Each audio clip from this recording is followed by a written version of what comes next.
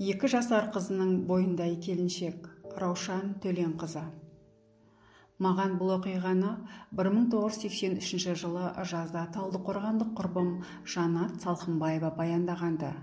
Бәлкім, бұл әңгімеден сіз де құлағдар шығарсыз. Осы материалды газетке дайындау барысында, яғни кешелі бүгінгі 1-2 аптаның көлемінде менің қолқанаттарым, бауырларымның мектеп жасындағы балалары, олар да бұны Тараздан естіп келгендігін айтып, бірін-бірі жарыса мақұлдады. Жанат оқиға кейіпкерлерінің есімдері жадынан шығып қалғанын айтқан.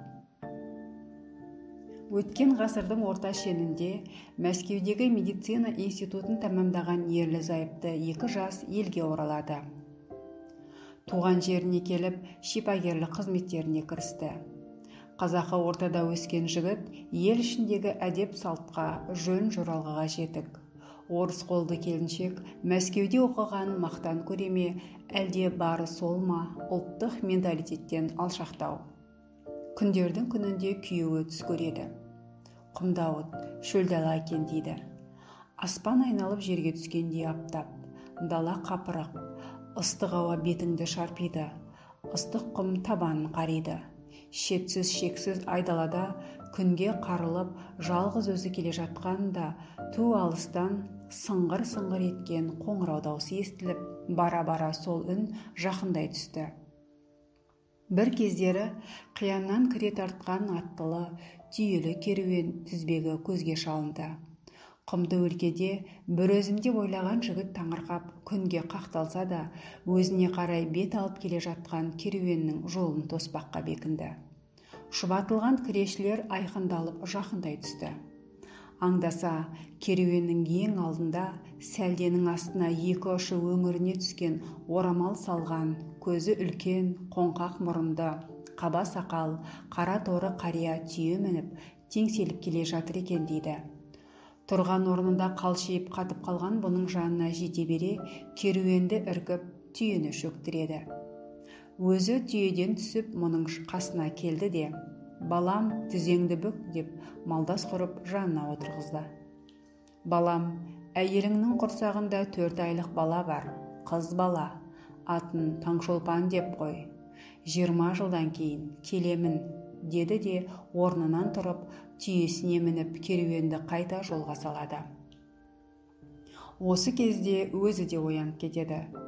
Түн қараңғысында әлгі әзірде ғана көрген түсінен арыла алмай көп отырыпты.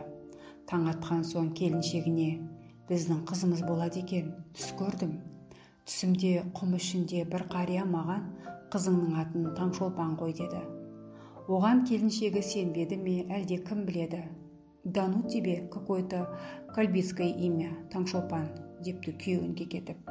Жігіт қанша уәж айтқанымен ол атты қызыма қоймаймын деп қарсы келумен болыпты. Бояу бедері абанық сол күнгі түс жігіттің жанынан еш кетпей қойған. 9 ай толғанша ол да бұл да айтқанынан қайтпады. Айы күні жетіп дүниеге қыз бала келді. Әкесі шақалаққа түсінде аян берген атты қоймаққа бекінді. Алайда қырсық келіншек алған бетінен ол да қайтпады. «Сол есімді қатты қаласаң, онда қызыма Венера деп ат қоямын. Бәрібір емес пе? Орысша Венера, қазақша Шолпан, мағынасы бір. Таңшолпанның қажеті жоқ» деді. Текетірестің соңы таңын бөліп алып, бөпенің атын Шолпан деп шолақ қайырды. Жанаттың айтуынша Шолпан қыз адамзатта ма, әлде сол аймақта ма бет бүткеннің сұлуы болыпты. Жөргектегі күннен ақ алақандай қап-қара көзі оттай жанып, қою кірпігі найзадай шаншылып, қияқтай қасы қарлығаштың қанатындай, 2 беті саусақ тигізсең үгіліп түсер қардай әппақ, ернінің жиегі ап-айқын ерекше көрікті болыпты. Шолпан қыз болып, қылтиып көзге түсе бастағаннан ақ, күннен күнге көргеннің көзін суырған көркем болып құлпыра түсіпті дейді. Сырт көздің сұғынан жасқанған әулеттің үлкендері қызға қарауыл қояды. Тіпті мектепке барып келуі де көз алдарында болуын қадағалаған. Сөйте Шолпан қыз 10 класты бітіруге жақындады. Ауыл аймақтың жігіттері аздай мектепке мұғалім болып келген жас жігіттер де күндіз түні қызды ториды. Не керек, кәмелеттік аттестат алған күні жас аруды мұғалімі айласын асырып алып қашады. 17 жасар келіншек басына жаулық салынса да, ізін аңдығандардың салдарынан үйден аттап шығуы мұң болады. Арада айлар өткенде аяғы ауырлап, бойы байсал тартқанда ғана, бөріктілердің бәрі болмаса да, бір қатары амалсыз үмітін үзіп, көп көз салушылар саябырсиды. 18-ге толғанда ол да қыз табады. Өзінен аумай қалған қызғалдағы талпынып, ол да күннен күнге көз тарта береді. Енді кертпе құда, бес құда болғысы келгендер шолпан келін болып түскен шаңырақтың табалдырығын тоздырса керек. Уақыт өте береді. Күндердің күні болғанда, әжем айтқан ертегідегідей бақ-бақ басы ұзарып өсіп толғанда, хас сұлудың жасы 19-дан асқанда, шолпан келін белгісіз емес-ау, бейдауа дертке шалдығады. Аптадан айлар өткенде, көлденеңнің көзіне дегеннен аңғарыла қоймаса дағы, өз ата-анасы мен келін болып түскен босағадағы естиярлар байқайды. Шолпанның сұңғақ бойы барған сайын кетіліп, бәкене тарта береді. Бірақ бәдені, яғни бет ажары сол қалпында жайнап тұр. Біраз уақыт өткенде орта бойлыға түсіп, ортадан төменге дейін кішірейе бастайды. Дәрігер әкесі аһ ұрып, қызын үлкен қалалардағы білікті тәжірибелі дәрігерлерге көрсетеді. Олар дауа таппаған соң Москва, Ленинградтың мамандарына, өздері оқыған мединституттың профессор ұстаздарына тексертеді. Сүйектен де, қаннан да алмаған анализі жоқ, сол заманға аппаратқа салмағаны жоқ, бәрінде де бас шайқап шарасыз. Шолпанның 62 тамыр, 12 мүшесі түгел, сау, өкпесі, қолқа, жүрегі, бауыр, бүйрек, дені, қарны сапсау. Ақыл, сана, ой зердесі мүлтіксіз. Бишара Шолпанның бойы бастауыш кластың оқушысындай кішірейіп, аяқ-қолы жіңішкере түсті. Жанат құрбымның айтқаны рас болса, келіншек 20 жасқа толғанда өзінің 2 жасар қызынан азақ үлкен, яғни тым кішкентай болып қалса керек. Басын тауға да, тасқа да ұрған қайран әке енді медицинадан күдерді үзді. Жұмысында біржолата тастады. Қызын алып, ел аралап, емші құшнаш кезіп кетті. Олар да қайран.